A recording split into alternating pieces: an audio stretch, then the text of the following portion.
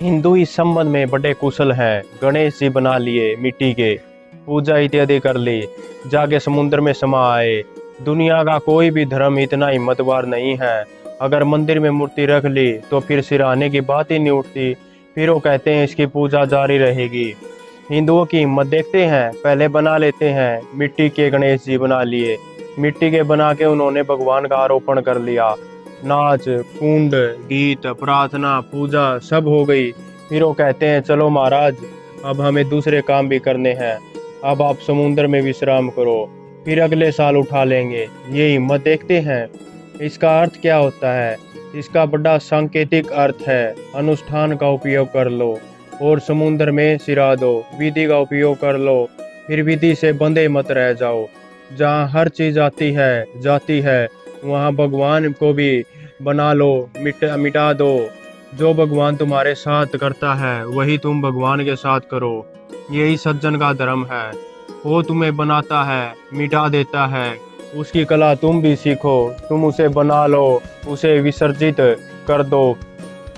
जब बनाते हैं हिंदू तो कितने भाव से, दूसरे धर्मों के लोगों को बड़ी हैरानी होती है, कितने भाव से बनाते हैं, कैसे रंगते हैं, मूर्ति को कितना सुंदर बनाते हैं, कितना खर्च करते हैं, महीनों मेहनत करते हैं। जब मूर्ति बन जाती है तो कितने भाव से पूजा करते हैं, फूल अर्चन, भजन कीर्तन।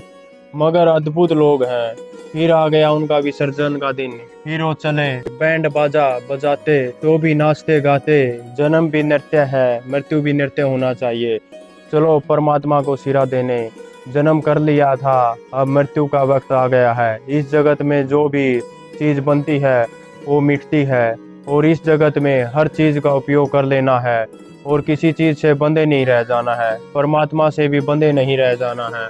मैं नहीं कहता कि हिंदुओं को ठीक ठीक बोध है वो क्या कर रहे हैं, लेकिन जिन्होंने शुरू की होगी यात्रा उनको जरूर बोध रहा होगा। लोग भूल गए होंगे, अब उन्हें कुछ भी पता ना हो कि वो क्या कर रहे हैं, मूर्छना में क्या कर रहे होंगे। पुरानी परंपरा है कि बनाया विसर्जन कर रहे होंगे, लेकिन उसका सार तो समझो।